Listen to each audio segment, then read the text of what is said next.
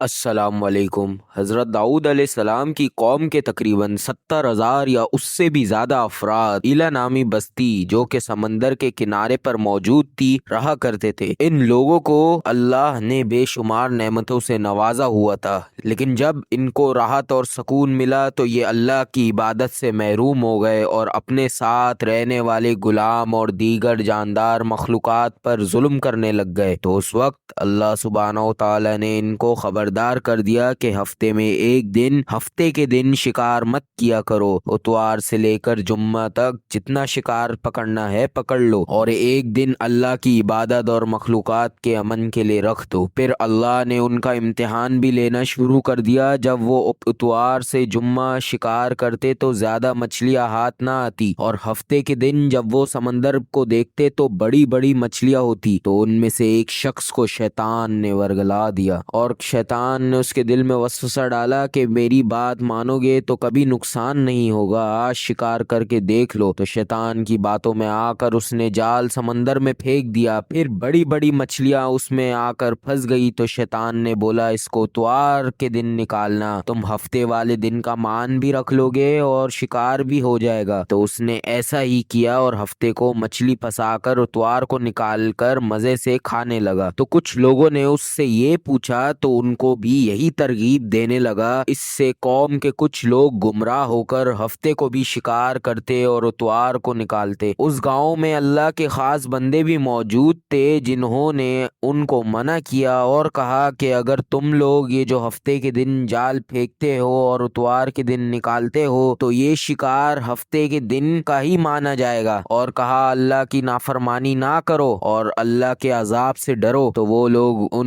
نیک لوگوں کا مذاق اڑانے لگے اور کہنے لگے کہ ہمارا جو دل چاہے گا ہم کریں گے۔ اب اس گاؤں میں 3 گروہ بن چکے تھے۔ پہلے وہ لوگ جو ان 70,000 میں نافرمان لوگوں کی بار بار اصلاح کرتے، اور دوسرے وہ لوگ جو ان لوگوں سے نفرت کرتے اور خاموشی اختیار کیا کرتے تھے، تیسرے وہ لوگ جو اللہ کی نافرمانی کر رہے تھے۔ تو نیک لوگوں کی بستی کے بیچ میں ایک دیوار بنا دی گئی نیک لوگوں کی طرف سے، اور یہ کہا گیا کہ جو نافرمان ہے وہ دیوار کے اس طرف ہو جائے، اور جو فرما بردار بندے ہیں اللہ کے وہ دیوار کے اس طرف ہو جائیں۔ پھر جیسی ہی رات ہوئی تو وہ جو نافرمان تھے وہ خوشی سے ناچ گانا اور جشن منا رہے تھے، اور دوسری طرف وہ جو لوگ اللہ کے نیک بندے تھے وہ اللہ سے معافی مانگ رہے تھے۔ بس جیسے ہی صبح ہوئی تو نیک لوگوں نے محسوس کیا کہ دیوار کے اس طرف کوئی انسانی آواز نہیں آ رہی، تو جا کر دیکھا وہ سارے لوگ بندر کی شکل میں بدل گئے تھے۔ تو وہ جو نیک لوگ تھے انہوں نے اپنے رشتہ داروں کو